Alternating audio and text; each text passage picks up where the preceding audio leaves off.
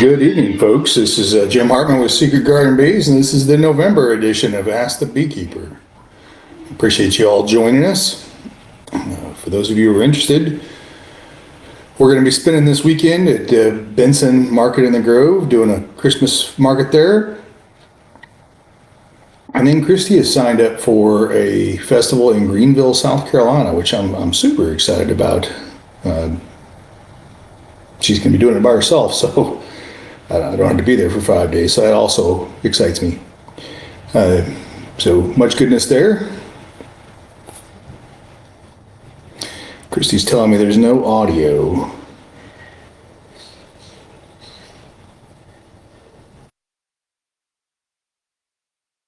All right, yeah, so it's good again.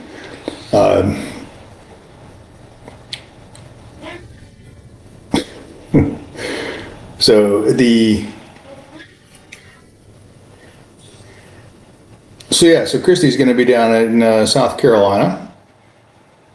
So that's much goodness. So what are we doing here on the farm? Well, it's winter. Winter is here. Of course, here in North Carolina, that means it's 70 degrees today, but winter nonetheless. And so what we're starting to do now is our winter mite treatments. So if you don't know, the varroa mites are the #1 threat to bees. It's an invasive mite from Asia. There's nothing we can do about it except control it. We can't get rid of it. So we have to do a lot of different things. And in the winter, what we do is vaporized oxalic acid, which is an organic acid. And we have a machine that we drop 2 grams in, because we use double deeps, 1 gram per super. And it just vaporizes inside the hive. And it doesn't harm the bees at all, but the acid content in that vapor is enough that the mites actually absorb it through their exoskeleton, and it melts their exoskeletons. I find it very satisfying. And during this time of year, the queen's not laying, so there's no capped brood, so that vapor, that oxalic acid vapor, can get all through the hive. We like to do it when it's 50 degrees or so, because the bees are clustered but not too tightly clustered, so it gets in there. And they're not out in the morning yet when we do it, so we get a good solid treatment on them. We'll do 2 of those, 5 days apart. So, and that'll get us, super healthy coming in the spring. We fed the bees very, very heavily back in late September, early October. So they've got plenty to eat right now. Though we do kind of keep track of the hives. If you don't know how to do that, the best way we do it is we go behind it and we just kind of tip the hive. And you can feel, when you tip the hive, you can feel whether it's heavy or not. If it's super light, they're running out of food, but they'll be fine right now. But mid-December, early January, we might have a problem, and we'll go feed some fondant. We like this,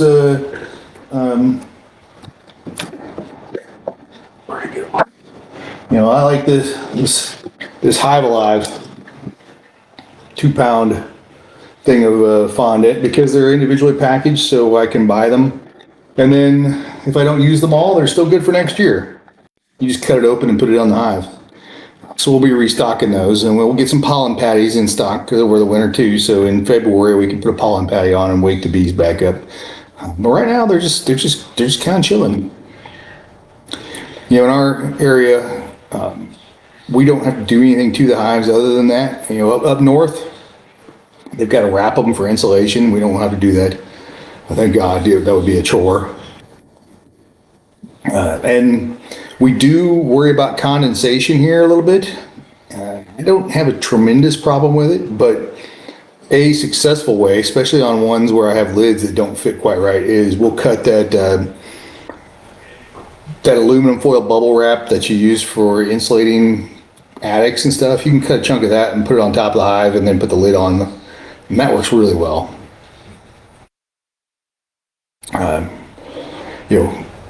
But everything we did there in the fall to get them ready for winter is going to pay off now. For those of you who don't know, you should also have your introducers on now, because so the bees have a smaller amount to defend in the winter when there's less bees and they're a little more lethargic. Now I get this question all the time. What do the bees do in the winter?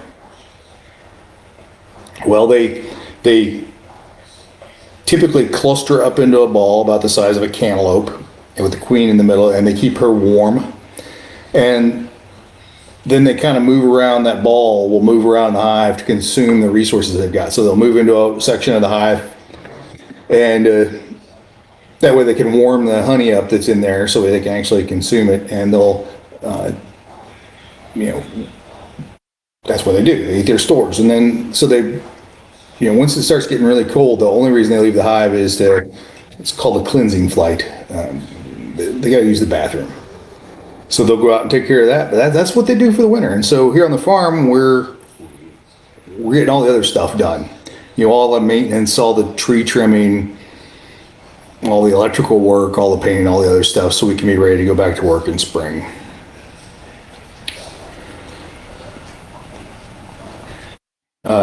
Let's see.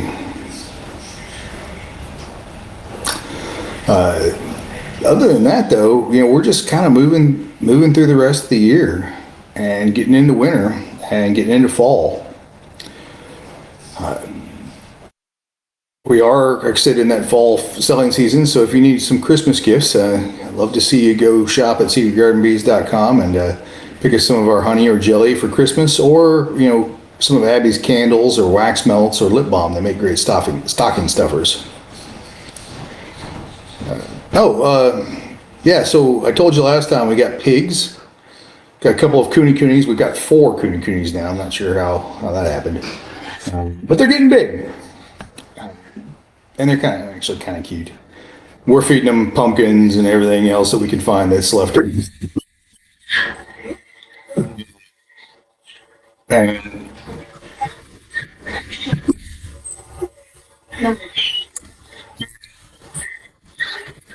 I'm getting questions from my wife. Excuse me. Yeah, we're working down through that and getting the stuff ready. The next big project I've got to do is just upgrade some of my solar here on the farm.